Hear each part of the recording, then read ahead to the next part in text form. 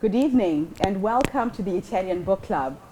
My name is Getrude Matshe, and today I have the honor of interviewing an amazing author by the name of William RIEGLER, who is based in Japan, originally from the United States. William, welcome to the Italian Book Club. And thank you for being here with me.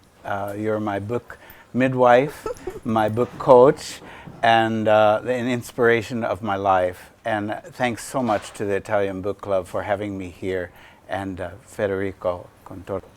William, your book is amazing in the sense that you talk about what Japan was like after the earthquake. Can you tell us a little bit about that experience? Well, after the earthquake, because Japan is such a rich country, all of a sudden we became a third world country. We walk into the supermarkets and the lights are at half lit. We look in the shelves and so many foods and things you use in your daily life like toilet paper or tissues or things like that have been hoarded because people are not used to shortages and they felt so much fear. We had long gas lines and you wait in line for 2 hours moving little by little, and finally when you get to the pumps you can only buy 20 liters of gasoline at one time. So the whole country was in a daze, like they were lost, and that was hard to experience. But in my case, as I tried to take those experiences and turn them into a positive, yes, I had to hold back because people don't want to hear this is a learning experience when it's been so tragic for so many people.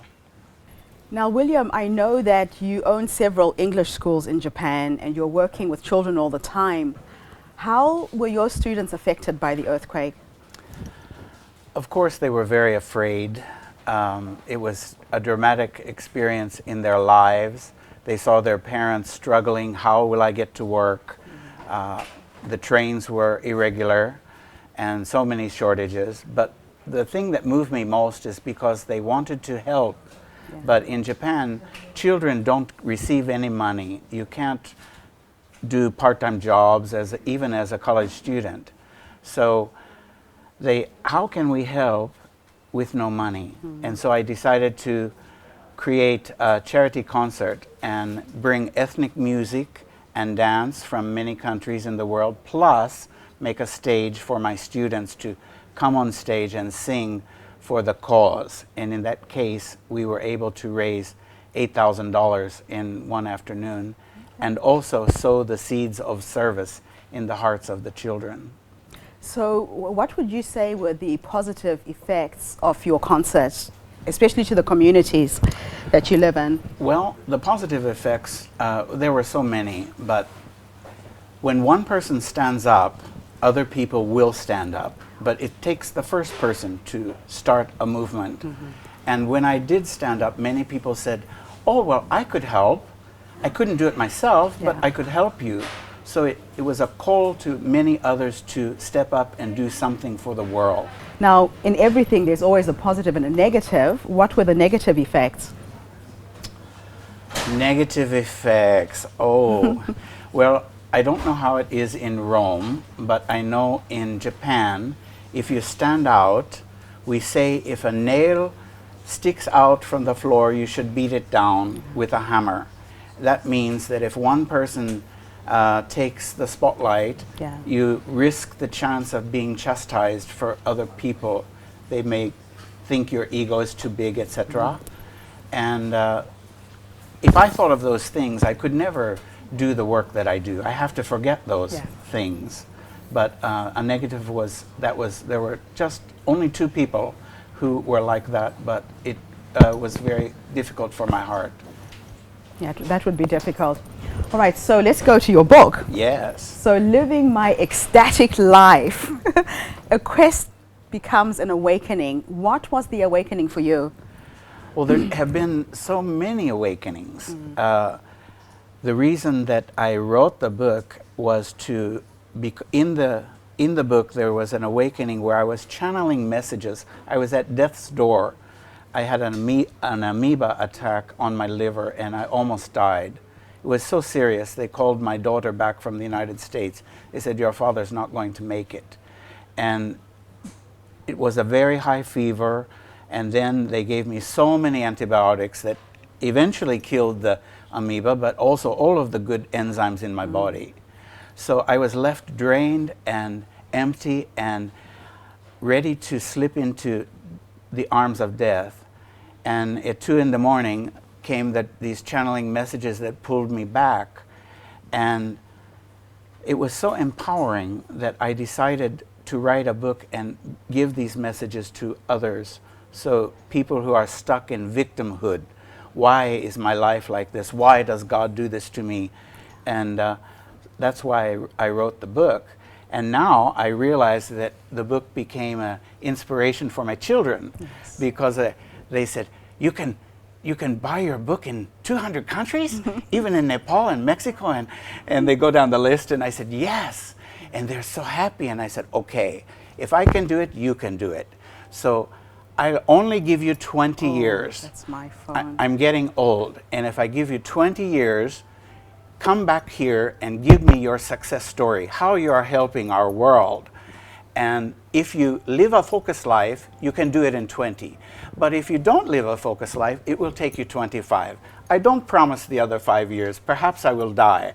So come back, give me your success story. Yes. Maybe I'm in the old folks' home, and my son will be teaching, and he'll bring me in the wheelchair. But I'm waiting for your story. Yes. And so as they leave the classroom, their mouths are open. Oh, gosh, we really have to try hard. So you really made an impact on these children. Well, they make an impact on me every day of my life. I've taught 25,000 children in my career in Japan. They've all touched me. So I'm so thankful for them. Yeah. All right, so you are also the founder of NPO Walk for Peace. That's Tell correct. me, what is your mission? Well, for charity events, we try to help troubled parts of the world, and I'm not only focused on children, I'm focused on anyone who is struggling. Yeah. So our first concert was for Ghana, and we sent a tractor and parts for the tractor and medicine. Our second concert was to build a school in India, which we did. And the third concert, this time, we were able to help a nursery school come back that was destroyed by the tsunami, and also half of it went to Thailand. Okay. They had a big flood, and so we were able to help them come back after the flood. Okay. That was basically the charity events. And for the peace walks, I've been in 60 countries walking for peace. And when we do a peace walk, we will address issues that you have in your life. Okay. But you cannot come and just complain. You have to be ready to find a new path, a new way to move forward. Right. That is our mission in the Walk for Peace. Okay. Well, to wind up, I know that you are involved in so many things. Walk for Peace is one. Billy's Kids English, you're the CEO of that company. 8 You're schools. a pastor. You're an author. I mean, what else? Well, what is your favorite job? Well, my children have a question in their learning in English. They say, what is your favorite day? Okay. And they're always so happy if I say it's Tuesday, it's their day, or Okay. Thursday, it's another school. And I say my favorite day is every day. And it's because every job that I do fulfills me and fills my heart with joy. So I can't say that one is more important than the other, but my most recent job is taking care of my grandchildren. And that's amazing. Anyone who's worried about getting old, there are so many good things too. Yeah.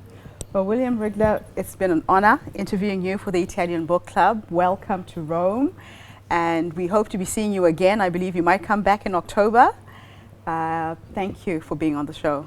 It's my third time here, and I love Italy. I love Italian people and their warm hearts. So thank you for having me. Thank you.